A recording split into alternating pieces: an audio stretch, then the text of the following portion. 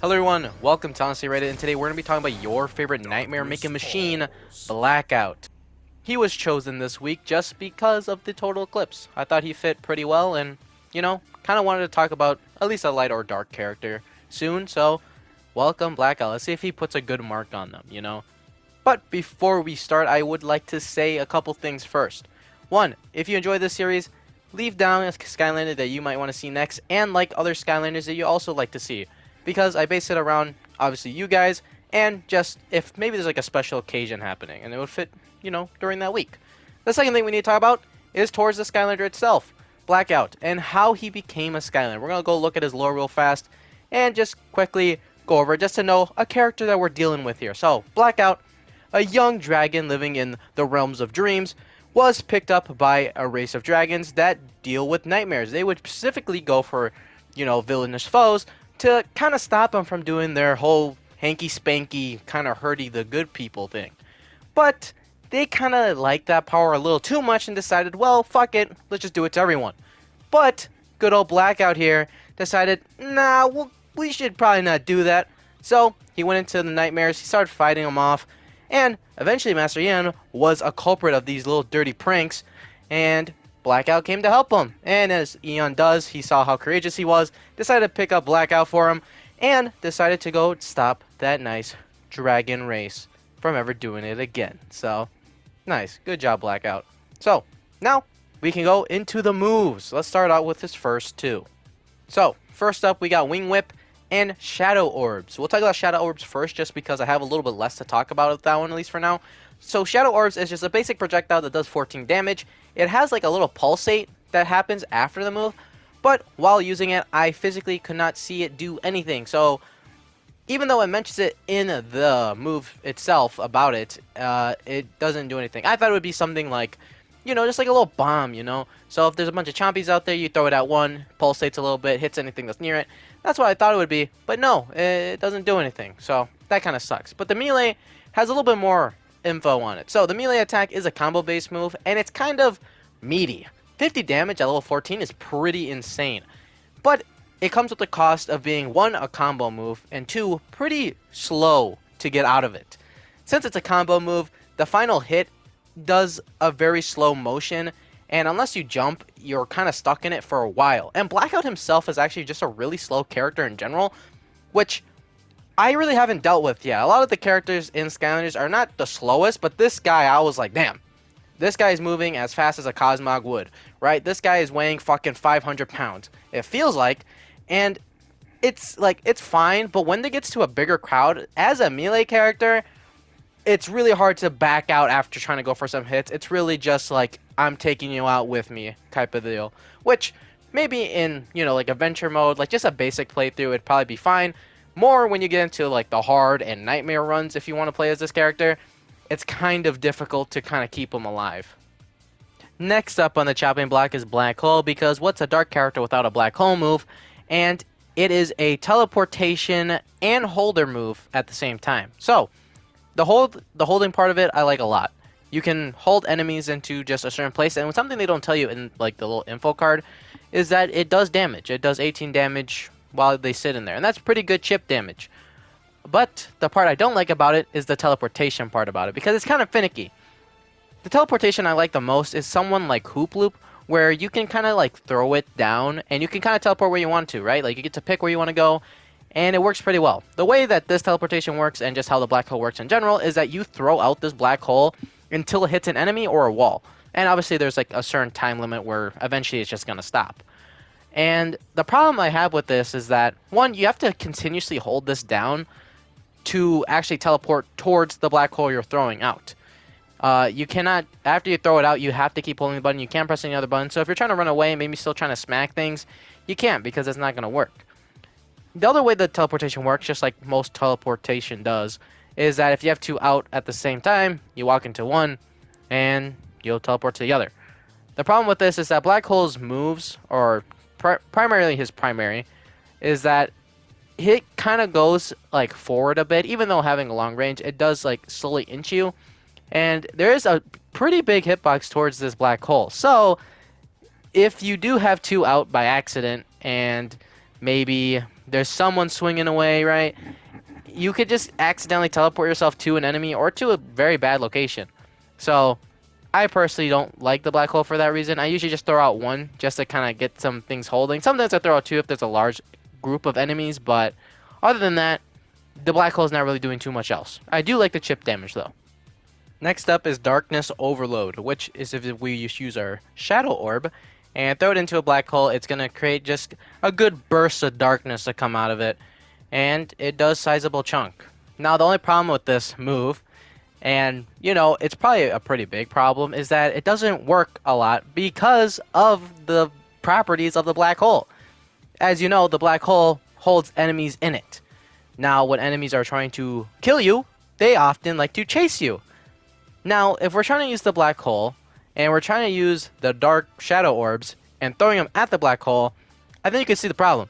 The enemies become a wall between you and the black hole, and the little like burst it does doesn't register with the black hole. It has to be directly at it. So even though you can do this and it will just kind of hold it out for a while, if you throw out the black hole and the enemy's sitting in it already, it's not gonna do anything. And I find that to be kind of weird, right? I feel like even though it does hit the enemy, they're literally in the black hole, and I feel like the range of it like kind of misleads you to the point where you're just like, man, it's just a ball, right? Like look at that, like it didn't hit him. The little blast comes off of it, so it does okay, but it's not gonna work a lot, and you probably won't see it often.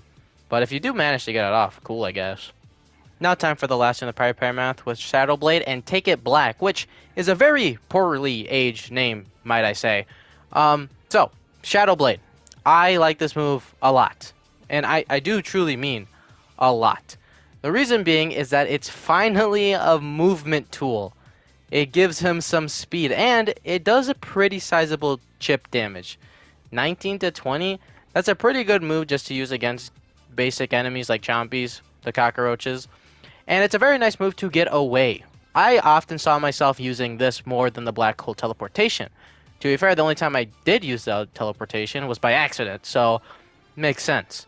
But it's a very good move. And the reason I grouped in the last one, Take It Black, which again, very poorly named thing there, was because it is just a damage upgrade. It's a damage upgrade for the black hole, which is cool, I guess, but nothing really much to speak upon there. I do find it to be a pretty nice upgrade, I guess I could say. Just having extra chip damage, especially like 29, that's pretty good, right? Like that is a sizable chunk of damage. Now on to the paths where we're going to do Wing Warrior first, which improves Wing Whip attacks with a spinning finish. A spinning finish adds kind of two new combos to pull off. The reason I say kind of is because it's more of like an add-on. So if you are to do the normal combo 1, 2, 3 and don't press anything after that, you will do a headbutt to the ground, which roughly does 70-ish damage. That's pretty good damage. Now, just like again with the first ever thing we had, it's slow. It's very slow. You are going to get hit. Like there's nothing gonna stop that. You're gonna get hit. Now for the second one, it's also just kind of feels like an add-on. It doesn't really feel like anything new. Because the way that this one works is that, well, you're going to just keep slapping, and then you're going to go into your spin. And the spin isn't anything different. Nothing changes. It just allows for different mobility. I usually found myself accidentally using these just because I am an avid person that just likes to press the button until I see the final animation play. So a lot of times I saw the spin, and it took a lot of muscle just to not press the button one more time. So I don't really find it to be the greatest. I'm not a big fan of combos from the beginning, but I really don't see these adding a lot of any type of flavor, any different type of moves. Nothing really stands out. Just kind of feels like an add-on. I guess the headbutt's cool, but like the spinning one, I find it a little bit more of a nuisance just because of me pressing the button constantly. And maybe that's more of a skill issue than anything. And for the last two, we got Whip It Up and Warp Speed. I'm adding these two because Warp It Up is just an add-on damage to everything that is not the orb and black hole. So, nothing much to talk about there. But I can just say that I do like the damage that comes off of it. 71 damage just for a single slap of the wing. Pretty cool. But the cool thing here is the warp speed. I like the effects of it. I think it's not as good as what the bottom path adds, but I still find it cool. So this lets you hold down your primary button and, like it says, do warp speed. Think of the Flash just like punching his enemies. It's basically the same thing. He goes up and smacks an enemy for like 70 damage too, and that's it. I usually see it go towards everybody and smack them at least once. Sometimes it's finicky. You have to get the animation off. It has to go off. Even when you let go, it still has to like hit at least an enemy before it says, okay, we'll continue. But when it does continue, you can't back out. So if you're low on HP, I probably wouldn't do it because I found myself still getting hit at times. So not the safest move ever out there, but it definitely does damage. It looks cool. There's sometimes like a little funny glitch where if you do get hit at the exact same time it does go off, you'll still go, but your model will stay the same. It's happening right here, but the stupid fat ass cactus is not letting you see it. But yeah, it's fine. It's cool. It doesn't when knowing the bottom path, it doesn't seem as great. So let's go talk about that one because I definitely think it's a way better path to take for Blackout in the beginning.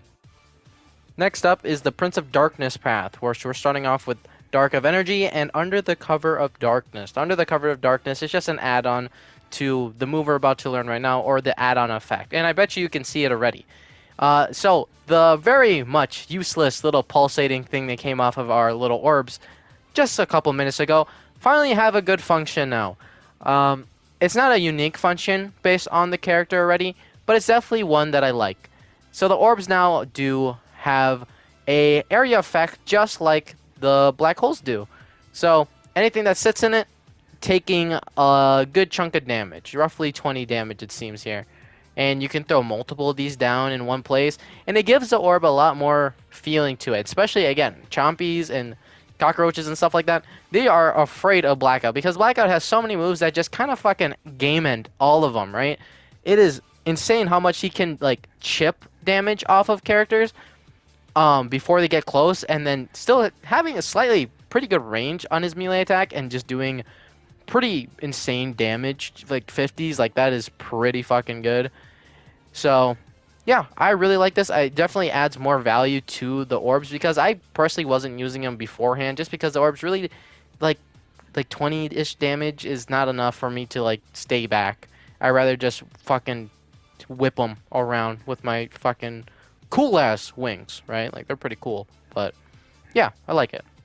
Last up on the bottom path, honestly could be considered a soul gem in itself just because how crazy it is Cloud Gravity. Cloud Gravity is really, really good. It is way better than the Bullet Train one. Reason being is that it basically does the same thing as the Bullet Train. It's just constant rapid damage. Now, not might be 70, but now we're doing 41 over a pretty long period of time to enemies. If all grouped up together, will continuously get sucked in and just get hurt. It's super good. The only downside on it is that it's slower than Bullet Train to charge up and fully do, because you have to wait until that black orb hits the ground and the light beams on you. After the beam beams on you, you can't get hit. Like enemies are completely screwed during it. But if you are in that animation and you do get hit, you have to restart. So it's good. It is way better than the top one, and if I had to pick top or bottom, I'm picking bottom because it is just extremely better overall, just how Blackout feels and kind of adding to the character. I felt like the top path, while adding pretty insane fucking damage, really didn't do anything special, right? Like the combos were already things already had in the game. Nothing there was super crazy. Bullet time or fucking fast warp zone ass. Like cool, right? Like I definitely enjoyed how it looked. I just don't think it was that great of a move. So pick the bottom path. But we still have a soul gem to actually still look at. So let's go take a peek. So for the soul gem, we have Supernova Black Hole, which is a double thumbs up, triple if I had 3 hands, and quadruple if I had 4 hands, because it's a really good move. So it adds a different benefit now for the black hole.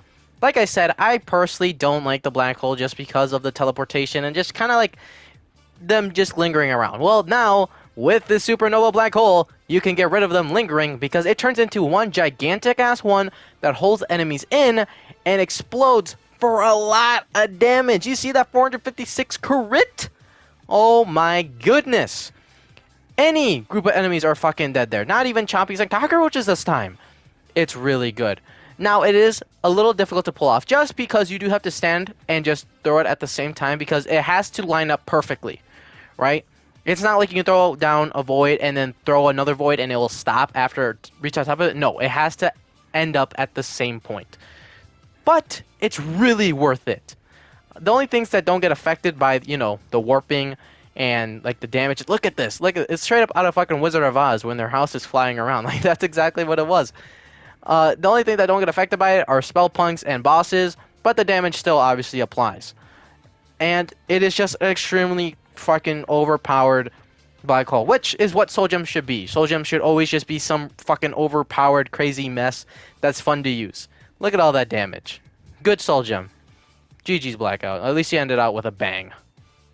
But now with that all of the way, it's finally time to honestly rate Blackout. And if I had to honestly rate him, I'm sadly probably going to give him a 2. The reason I'm going to give him a 2 is because if I didn't have to take it through my own lens of the things that he can do and just kind of based it off of gameplay-wise and how fun I felt like I was having while playing him, I wouldn't really say I was having fun, but I wouldn't say I was having a bad time.